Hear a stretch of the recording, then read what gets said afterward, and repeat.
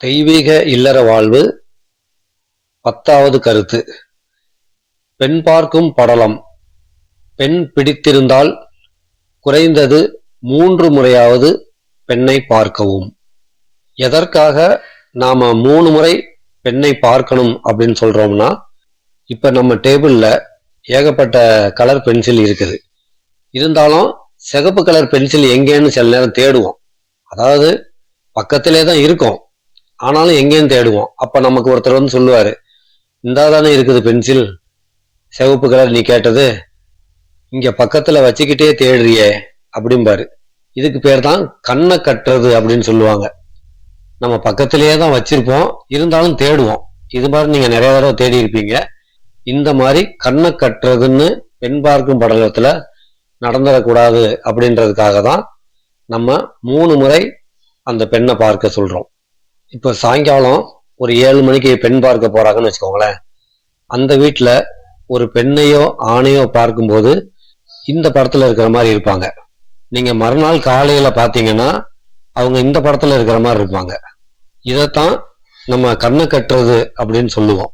அன்னைக்கு நம்ம பார்த்தோம் அவங்க நல்லா இருந்தாங்களே, ஆனா இன்னைக்கு பார்த்தா வேற மாதிரி தெரியுறாங்களே அப்படின்னு யோசிப்போம்.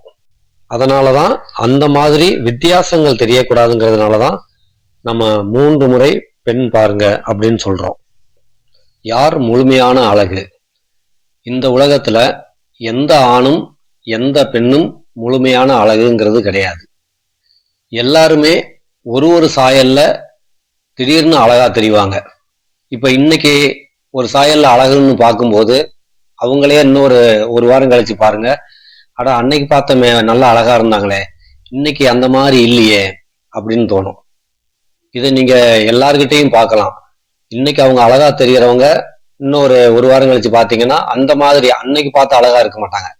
அப்புறம் மறுபடியும் 1 மாசம் கழிச்சு பாத்தீங்கன்னா அதே அழகு மறுபடியும் தெரியும். அதனால முழுமையான அழகுங்கிறது யாருக்கும் கிடையாது.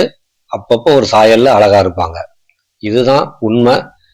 இப்ப வீட்டுல பெண் பார்க்கிறோம்னா எல்லாரும் அவங்கவுங்க ஒரு சேர்ல உட்கார்ந்து இருப்பாங்க. மற்றபடி வேற எந்த ஒரு அசைவும் இருக்காது. ஆனா இந்த மாதிரி பொது இடங்கள்ல பார்க்கும்போது அவங்க எப்படி நடக்கிறாங்க, எப்படி பேசுறாங்க, எப்படி இருக்கிறாங்க, என்னென்ன சாயல்ல எப்படி எல்லாம் அழகா இருப்பாங்க, அந்த மாதிரிலாம் நீங்க பார்க்கலாம்.